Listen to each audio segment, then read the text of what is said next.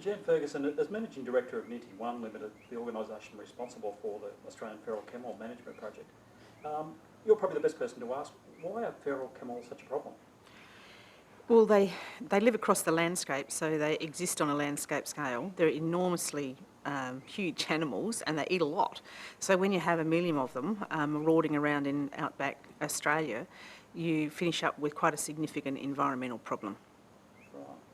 So what are you doing? What's the project doing to manage that environmental problem? Well, the project is working to reduce the numbers around significant environmental assets. So some of what you would hear about the project is about culling and how many numbers and those sorts of things. Well, in reality, this project has always been about reducing the number of camels around significant assets.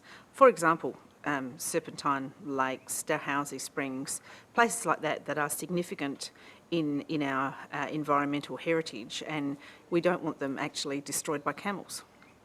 Well, I guess from what you're saying, then one of the chief aims of the project is to minimise the impact on the people who are living with camels.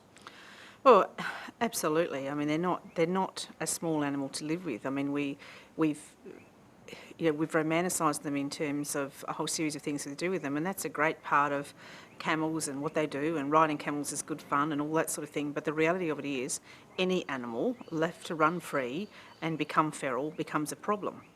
Right. I guess also, as we've been talking to people, one of the ironies is there's been so much wet weather recently, and those conditions, I guess, have impacted on the operations to manage camels. Look, absolutely. I mean, I flew over Lake Eyre today, and I've flown over it last week as well, and the amount of water in it has increased just in those few days. So we have a significant amount of water in outback Australia. I was living out bush before in '74 when we had this same sort of season, and the reality of it is movement becomes difficult. You know, you have roads that are out, you can't get fuel in. One of the communities the CRC worked with has been down to its last... hang on, can I start that again? Because it's not Ninti one. I need to say Ninti one. Okay. Are you right? One of the communities that Ninti works with, a fortnight ago, was down to its last 3 44s of diesel. So you're in a situation where people are more interested in actually how they do their day-to-day work, their day-to-day existence, than they are things which are really good to do, but when you can't get food in, that obviously becomes a priority over things like a camel project. So we're working with the season. We're working when we can work, but when the season dictates that you can't access a number of these places, well then obviously we've got to take account of that. We also have to be cost effective with the project, so just removing a few camels at a significant cost is not what the project aims to do either. We will work when it's economic to do so. Right. It is one of the aims of the project to reduce camel numbers? Well, obviously that's part of it, but as I said before, a much greater part of it is actually, there's no specific number that we're looking to eradicate, or that's not how the Caring for Country grant is described. It's described about protecting significant cultural assets, as I said, like Dalhousie Springs, Serpentine Lakes, places like that, which are significant and shouldn't be fouled by camels. But there are other players in this as well. Oh, this is a big partnership. There are a significant number of partners in this project, and that's what Ninti does. Ninti brings together consortiums of partners so that everybody can work together and achieve something that in isolation neither one of them could do on their own. So there's 19 partners in the Camel project, and that's everything from land councils to governments to pastoral landholders. It's a real mixture of people who have some reason to care about a piece of country. Right. Is there a solution to the feral camel problem? Well, any feral animal problem comes by a series of controls, and there's a whole series of ways of reducing the number of camels in Australia, some of which this project will attend to, and some need to be done over the longer term.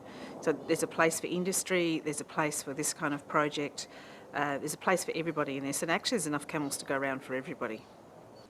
Look, it is a problem man created, but that doesn't mean we don't need to fix it. And there's lots of problems that man creates, but you don't just allow them to continue to be a problem, you actually get on and fix it.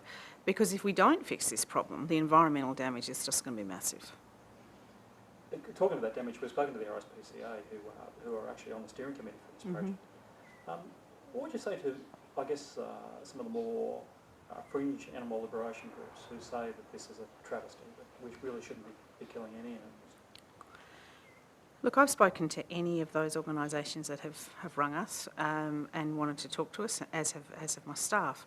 And the reality of it is that if we don't do something about camels, a lot of other smaller animals and plants will disappear from our flora and fauna of Australia. So it's about us deciding what we want. Do we want something that is exotic, came in from overseas and is doing phenomenal damage, or do we want our own flora and fauna to survive? So it really comes down to that. Look, I don't like the idea of it either. You know, I like camels as much as anybody else does. However, I can understand at an intellectual level the damage that they're causing, and that we can't allow this to continue. You know, we don't allow rabbits to continue unhindered, and we can't afford to let camels continue unhindered. One of the arguments we've also heard is that if we don't do anything, it's actually inhumane for camels. Oh, look, some of the worst photos I've seen in this job were when we had before this seasons we're having now, we had a big dry, and there were all of these animals congregated around a waterhole, dying an absolutely dreadful, inhumane death. And I'd put it to anybody that that's just hideous. And so we can't afford to that happen either. That's just not the answer. We need to deal with this issue in as humane terms as we can, so that we maintain, as I said, our biological assets of Australia. And over what period are we looking at managing this problem? Is it a short-term fix, long-term? Look, any feral pest that you actually take a big dent in the population and then don't manage it, it'll just come back. So this project sits in the context of the National Feral Camel Action Plan.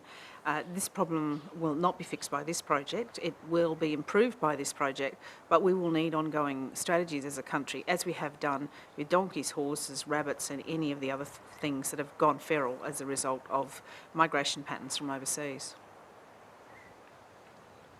I think we've got this, but do you want to just make a strong statement about the Australian government funding, particularly carrying the $19 million from the council? Sure. Look, it's the significance of this issue is underscored by the significance of the funding that's come from the Australian government for this project, and the funding of the other 19 partners. There's a significant effort going into this project, but if it hadn't been for the Caring for Country grant, then the project wouldn't have had the impetus that it has got. A lot of other people are contributing to the project, but it's in-kind resources. It's access to country. It's their own resource on their country. But it's the Australian government who've actually understood, as a result of the research that was done, how important it is to deal with this issue now.